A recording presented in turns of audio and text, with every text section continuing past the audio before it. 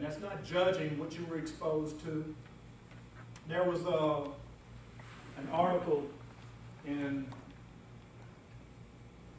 I believe it was Time magazine, about a year and a half ago. And it was the cover story. And it says, white families don't talk about race. And the story was very interesting about, in a lot of white households, they don't talk about race. Why don't they talk about race? Because they think that it's racist to talk about race. Remember, part of our process in America is the melting pot, which means that we're all supposed to be mixed in together. So if you talk about race, maybe that makes you a racist. But that's the fear. Rather than looking at race as a mosaic, where everybody's color is there, but it fits together in a way that makes a beautiful picture. The way you deal with that is different. But acknowledging that it's there, as Salma said before, being here and starting this first step is part of the artillery and the weaponry that you use to come against decision making. Not necessarily just your decision making, but it can make it better.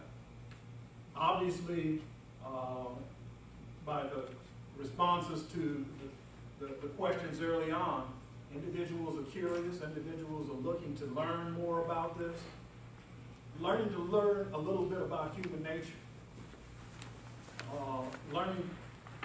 wanting to learn a little bit more about ourselves and how we make decisions. So bias-free decision making throughout the system is an issue.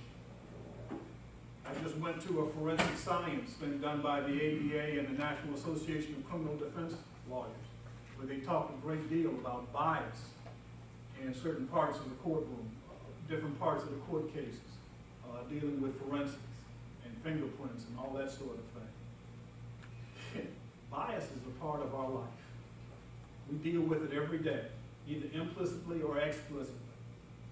The key is being able to step back and say, you know, there are certain things that I have to do based on the fact that I have the ability to exercise social cognition in areas, but I have to be able to divide what areas I'm going to rely on for that and what areas I'm going to step back and say, no, I need to resolve this according to guidelines, a checklist, and the facts and the individual is before me.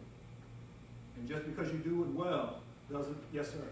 And to that extent, having gone through that whole process and analysis, you still may have the same pigeonholes where you wind up to be able to put whatever your outcome is, that despite the fact that you've gone through the bias filter. That's right. And yes.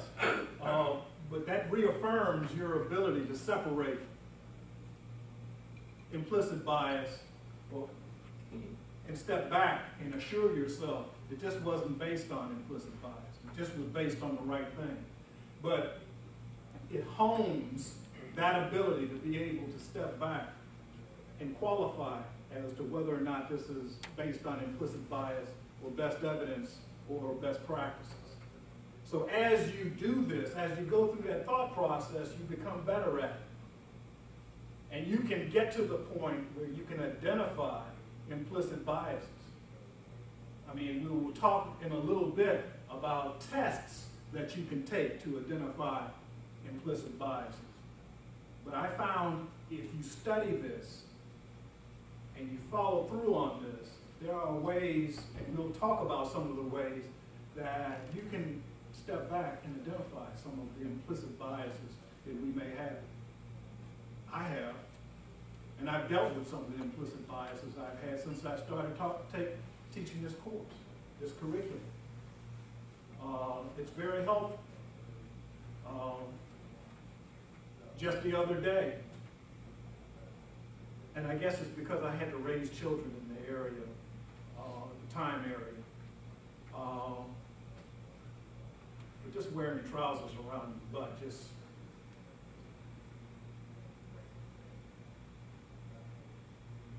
ticks me off to no end. So I have to check myself.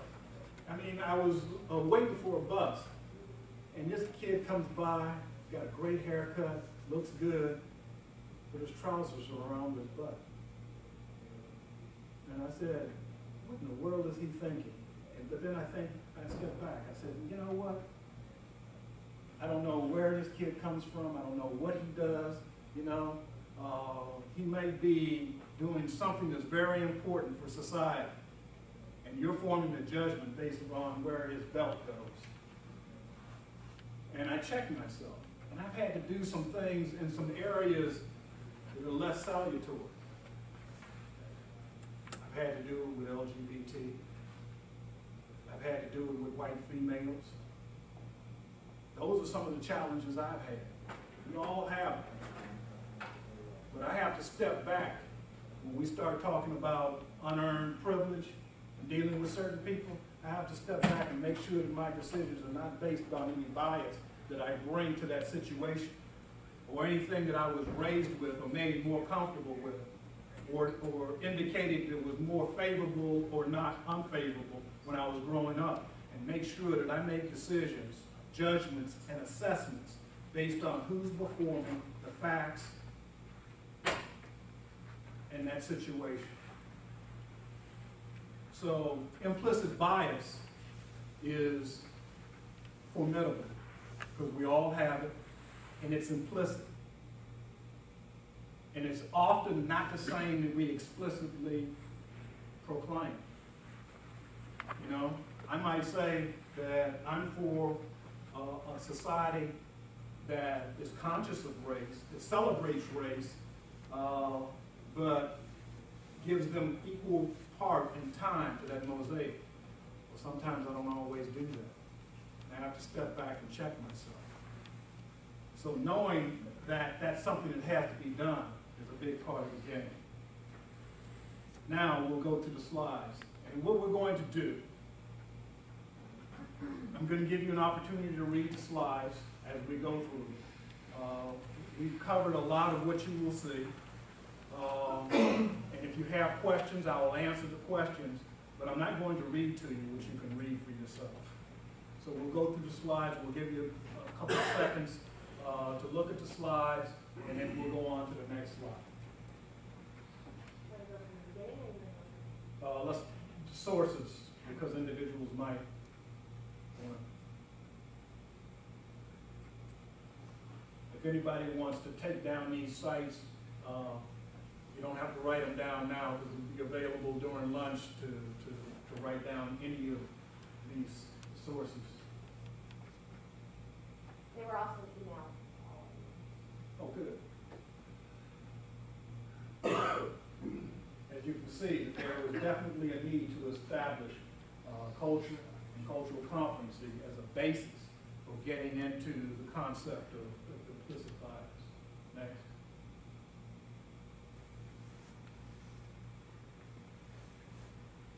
I like this, and I am going to comment on this, because I think that this is a Salonism. And this was great. A schema is sort of like a professor that's teaching a class, you know, who knows the subject well and prepared to jump in and takes and sees the situation if we let it. And it has its time that it's going to step in and take control of the situation.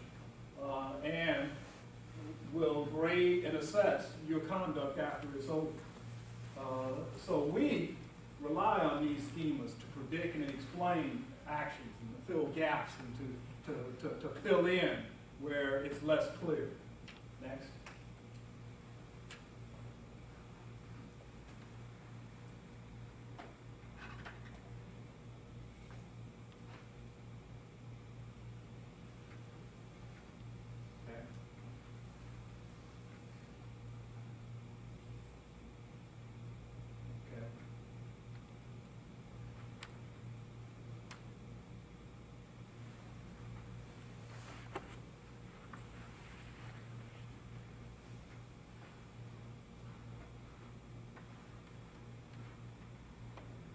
I didn't mention this and go into any, no, you can go into great detail, but the experiences that you may have had with certain types of people may color your biases. You've had a bad experience with a certain type of individual, that's going to color how you approach a situation. If you realize that and step back, disassociate yourself from that, unclutter your mind and make a decision, you can overcome those things. Now, go back one. About 37 years ago, I was in my first year of law school. And my mother was having a problem with a tenant. And she said, no disrespect, you're a law student, you can't handle this. I want to get a good Jewish lawyer.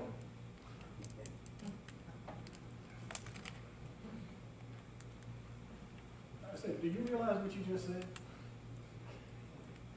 I said, I'm not a lawyer, so I'm not hurt by the fact that you would rather have a lawyer represent you. I said, but the fact that you want a good Jewish lawyer, which you think may be laudatory and may be complimenting that people in terms of turning out good lawyers, also has some implications to it that play into some stereotypes about Jewish people that we don't want to go there. My mother and I have had this talk a couple of times. Even as a lawyer? Even as a lawyer. There was a certain part of Chicago on Halsted Street. It was called Jewtown. I said, Mom, it's not Jewtown, it's Halsted Street. Some people find that offensive. So when you use that language, step back and consider what you're saying. Because you might mean, every ism is not intentional, and it's not meant to be negative. But there are implications that some people get from these things that we have to think through. And some of them, we may not see the reason why people take offense at. But the fact that we know that people may take offense is important.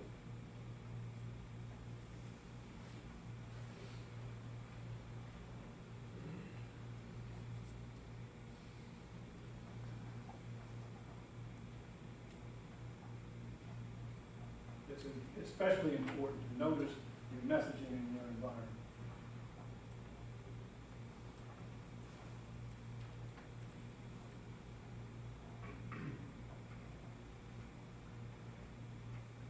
The explicit biases are easier to deal with.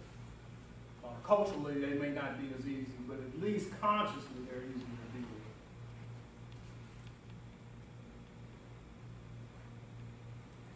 The implicit association test. This, I think you're going to have the ability to take at some point in time. It's important as you approach this test to realize that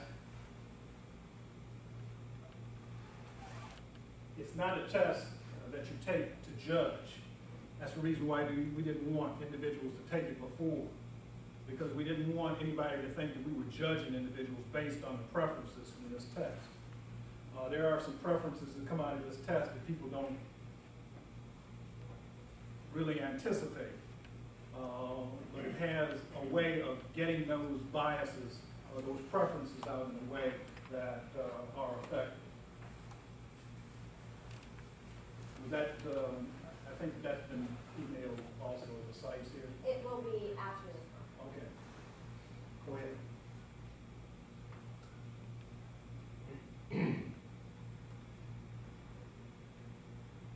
You know, when I was public defender, I made the assessment to my senior staff that we were doing well by outside evaluators of minority hiring, but that we needed more Latinos in the office. And I was finding that the Latinos who interviewed for the office weren't doing well. And invariably I see avoided eye contact, didn't come across as forthright or honest or assertive. So there were some cultural indoctrination or training that needed to occur. Because a lot of folks from a Latino culture feel that it's disrespectful to look an individual in the eye. And a lot of them feel that it's not a good thing to boast about themselves or to market themselves. So I said, these are things that you have to take into account. Some certain parts of the world, looking an individual in the eye is not the test of honesty or sincerity or assertiveness for that matter. I said, we're going to have to look at a fact situation like the individual's not even there. And based on what their skills and abilities, how they answer questions, you know, because what if an individual crosses their arms and you were making a judgment based on the fact that they crossed their arms of how they're receiving what you're doing? Now, a lot of us have an orientation where we form judgments about that. But I know myself, I've folded my arms because it's just more comfortable. Sometimes I've done it when I was kind of chilled. Some individuals were chilled in this room earlier. So you can't read that. You have to step back and say, you know, there might be another reason for this. But those are the things that we fall victim to. And who was, can you go back a second? Sure. Supervise? Something that none of us want to have. Except me when I think of it. Yeah, determining whether a certain individual was the shooter as opposed to the individual who was aiding and assisting, aiding and abetting, because of the individual's background and a certain culture's propensity to shoot. Okay. Are there any questions up to this point? Yes, sir. In your office, to use the practical situation to use as an example, you were willing to reorient your office as a way to get past the implicit bias against certain cultural indicators, the lack of looking in the eye, and so forth. But is there not a secondary approach, which is to offer to all applicants, Latino and otherwise, you know, among the things you're looking for, and to discuss the importance of eye contact and establishing rapport and so forth, to making available to not just Latinos, but anybody else, what the indicators are that you consider to be positive attributes of the candidates that you're looking for your public defender's office, as an example, rather than change the standards from one group that may be different from others that you're interviewing. Would that not also be an alternative solution that might also solve that problem and not only that, but extend out to a greater group of applicants who may also be uneducated as to what it is you're looking for in important things, such as eye contact and being able to play up your own accomplishments and so forth. That's an excellent point, and I agree with you because the training that I gave individuals was transitional until we would have the opportunity to go to certain law schools.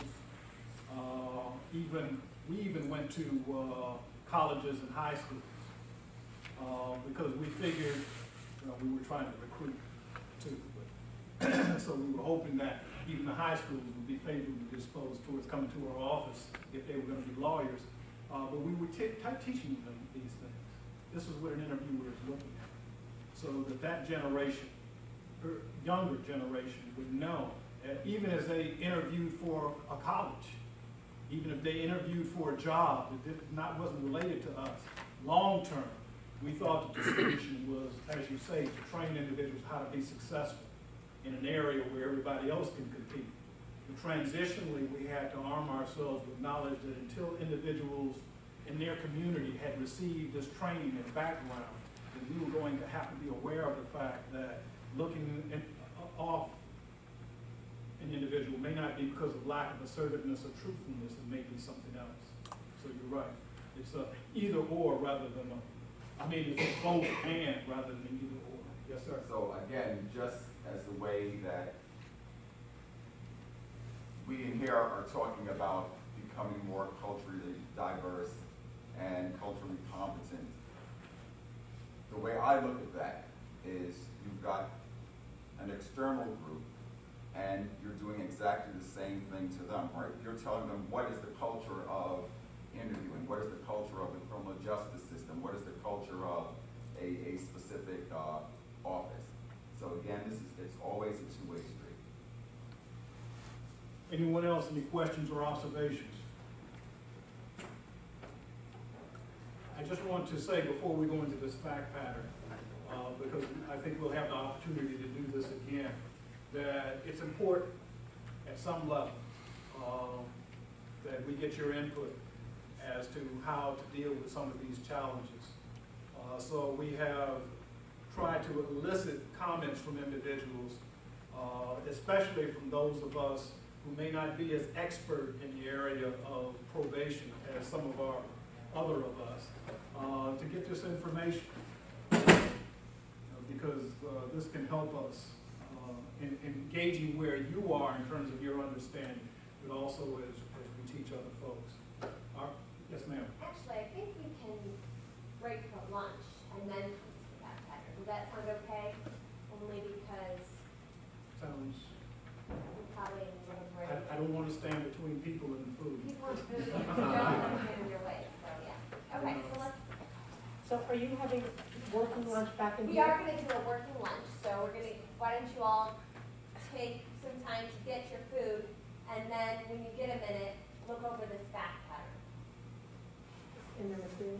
Yeah, it's in your materials, and I'm gonna put it up on the screen right now. It should be just a couple of slides down. Right after real world behavior. The next one should be it. So the proposal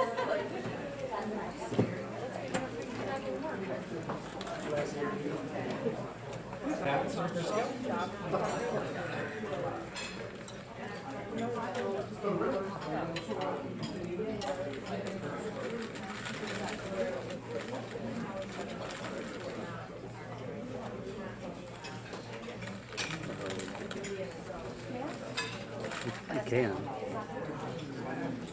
I wouldn't touch it.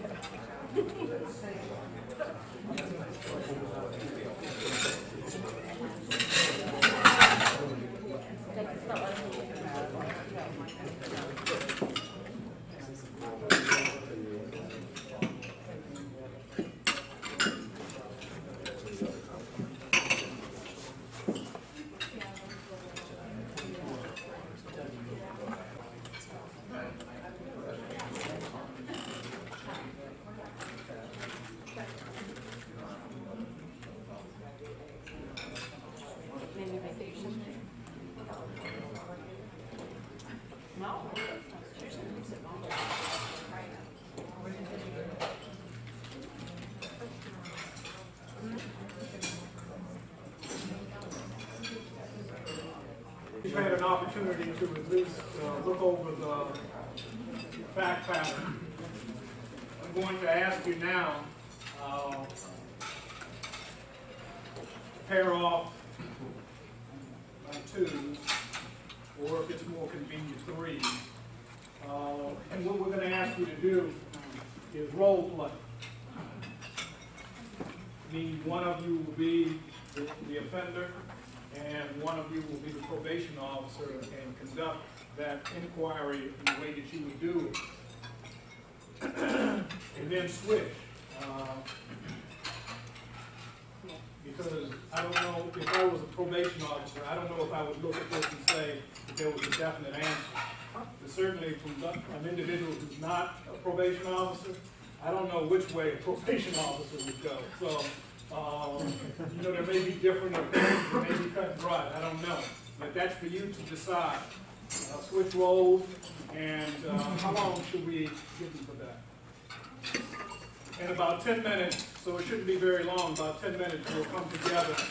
And we're going to ask for a volunteer who will interview the offender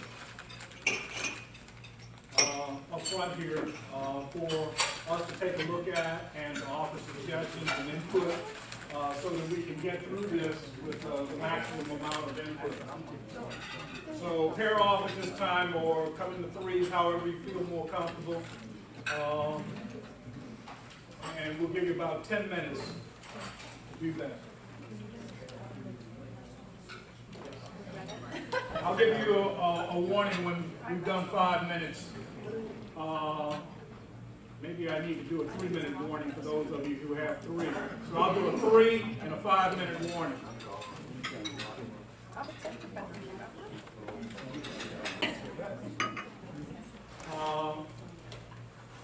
And we've done this to give you a chance to talk about this, to think it through, so that as the interview takes place in front of us, and after that's over, not only can we comment on that interview, but also any thoughts you might have about this case that may inform the rest of us. What we tried to make clear throughout this presentation is that there are certain realities that we have to deal with. The harshest realities is that we all have bias, explicit and implicit. What we'd like to emphasize is the fact that there's good news, and that is that we're malleable. That means that we can change. Just like nobody is born with cultural competency. Everybody has biases, and implicit biases. That doesn't mean that you have to accept that you're going to have implicit biases without putting checks into effect. Because you can put checks into effect. You can go from here if you have the desire to do so and be able to step back, as I've alluded to more than a couple of times, and be able to check yourself and make sure that the decisions that you are making are good decisions. And it's important what your motivations are. I mean, in our initial words that you gave when we first came in here, I was incredulous because you did, in fact, do what you were told with the one word, which is the first time that's ever happened. Fairness was mentioned several times. So the motivation is to be fair. And I think that probation officers, excuse me, not only have the ability to be fair with their offenders, they also have the ability to be fair within the justice system. But a lot of it depends on your environment. Let me give you an example. A police officer catches an individual who's shoplifting.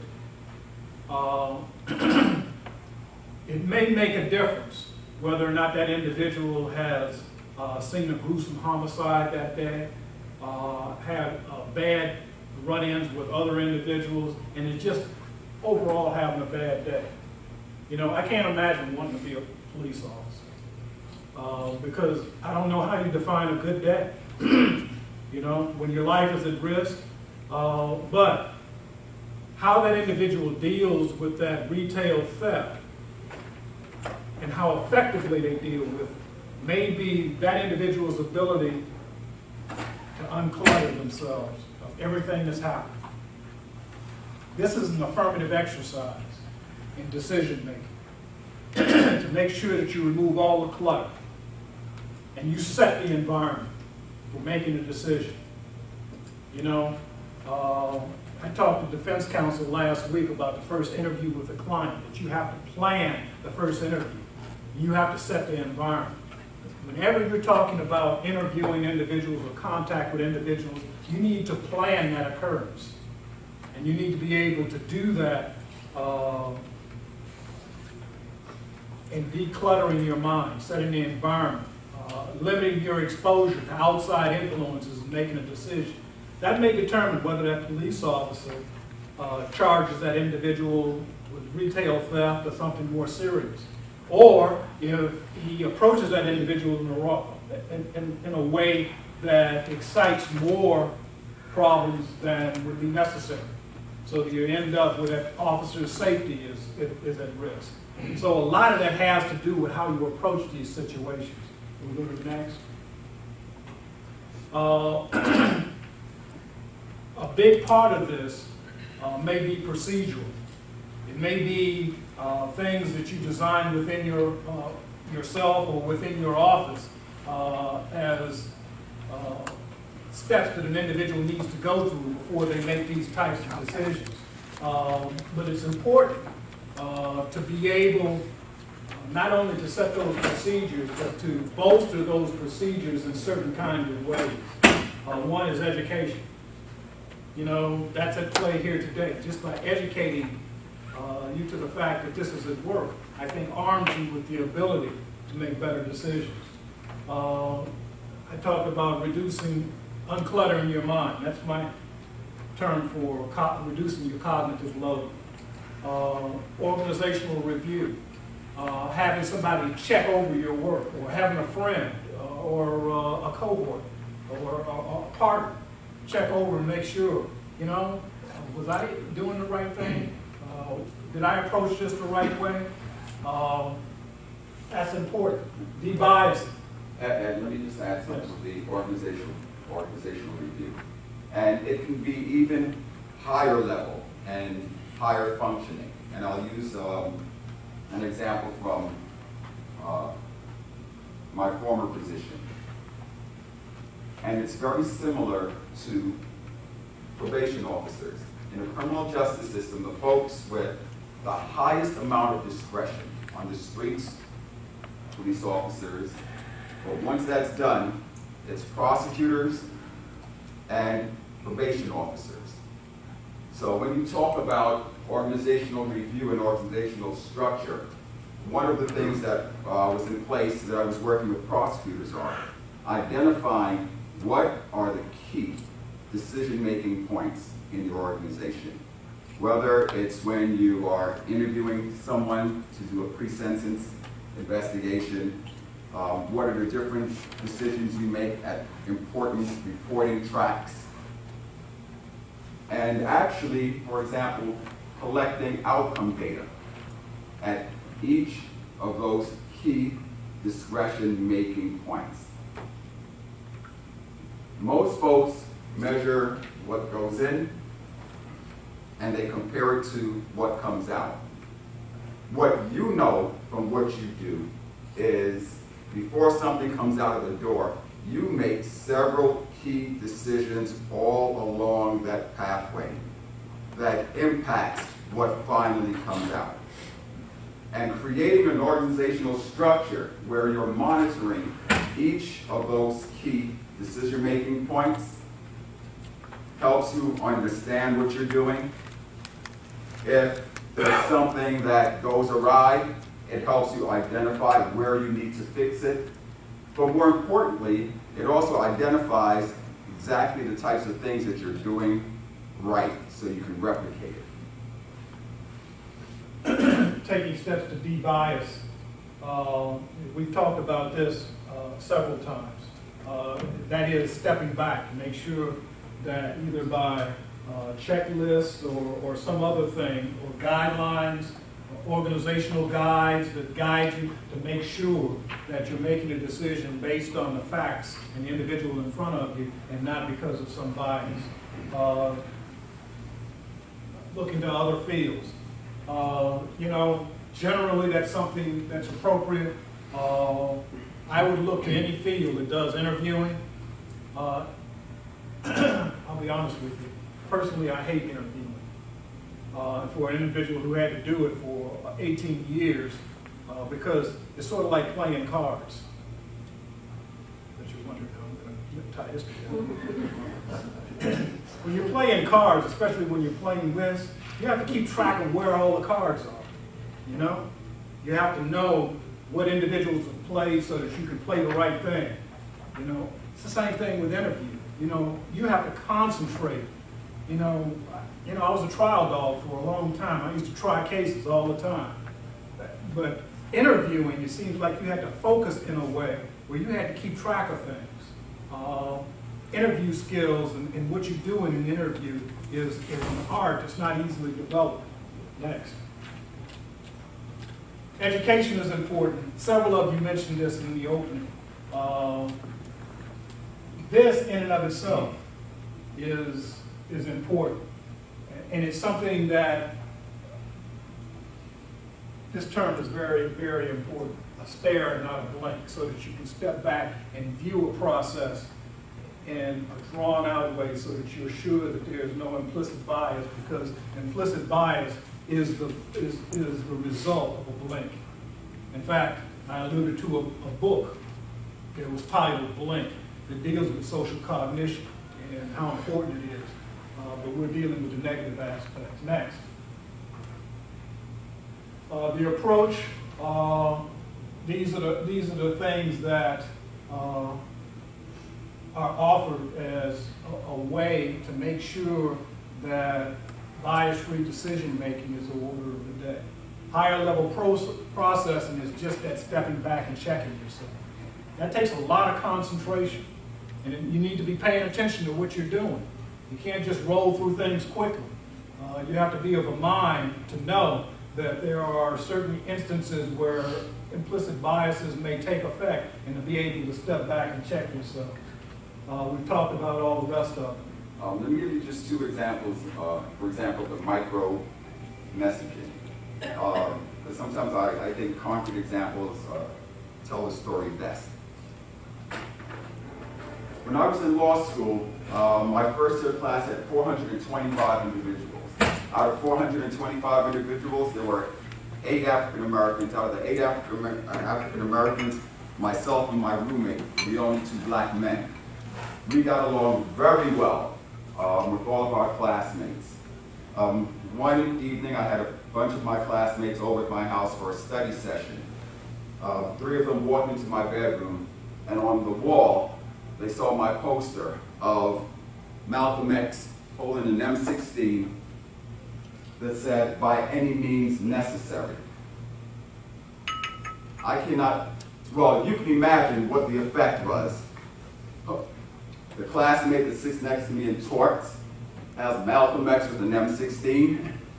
Now, that image meant something completely different to me because I was fully aware of the significance of the photo and a speech that Malcolm X made called the ballot or the bullet. But that was the micro messaging. I collect a lot of art, and I think I was in Charleston, and I came across an authentic sign that came from the days of segregation. And it said, "Colored only, no whites allowed." And I had it up in my home. For me, it was a vestige of history, it had a historical significance to me. After I put it up, every day for about 3 or 4 days, my daughter, she was about 5 at the time, would come in, look at the sign, get this weird look on her face, and walk away. And I'm thinking, you know, one day she's going to ask me about this sign, and I'll be able to tell her the historical significance. Well, that day finally came. But when she was ready to speak to me about it, you know what her words were? "Dad, does that mean my white friends aren't welcome in our home?" Be very, very alert and aware of how powerful micro-messaging can be. Next. All of that is paying attention to your messaging in your environment. You know, there are things that you may be able to do in your home, in your room, in your man cave, or whatever. It may not be appropriate when you interview clients, or in this case, offenders, or when you message other stakeholders, because it's the small messages that implicit biases have their transit through. You know, next. These are some things when we say stare, there should be stare, not state, but it should be stare, not blank. Think out. Use checklists to make sure that it's a factual basis. Write it out instead of discussing it off the cuff. And again, and this is the fourth time in the last 5 slides we've mentioned this, reduce your cognitive load so you're free to make these decisions. Setting your environment is a very important part of being able to step back and check yourself. Next.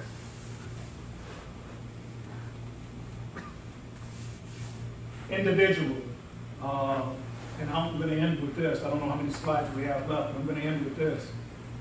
In order to make this change, in order to get better in decision making, in order to make decisions that are bias free, you're going to have to make an effort to keep yourself accountable. Your boss cannot regulate your implicit bias.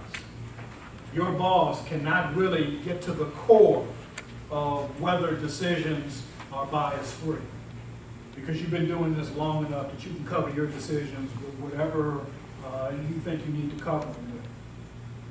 Individuals that are here have to make that personal commitment.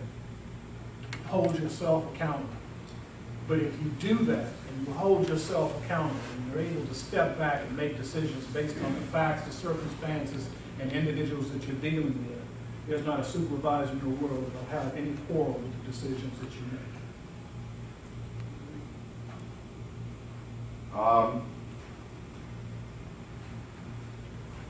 Two things. I guess the first where I start is by acknowledging that you guys are at a major disadvantage. What do I mean by that? We are packing into one day a presentation and a session that really should be given over 2 or 2.5 days. And part of that means that there are a number of little interactive exercises that really give you a better idea of how this process should work. So I think it's important for us to acknowledge that. The other thing is, as you were told at the beginning, part of what we envision is you someday putting on your trainer hat and interacting with individuals that you supervise.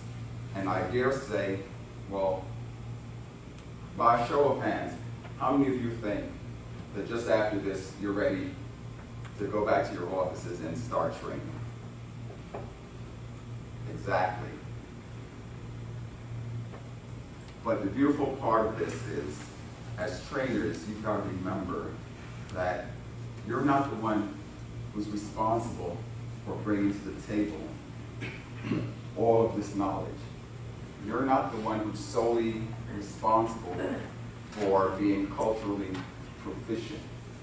As a facilitator, what you want to do is create a safe environment for the folks that you supervise and that you work with. And you want to start facilitating a conversation and an exchange.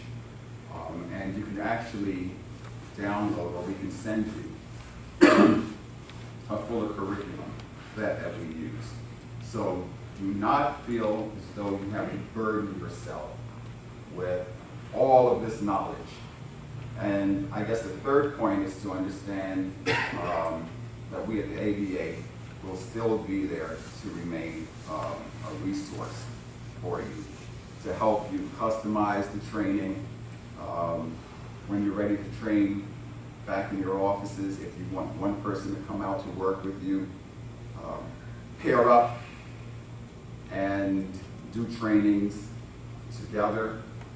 But just remember, you don't bear the burden of knowing all of this information or knowing all there is to know about all the cultures.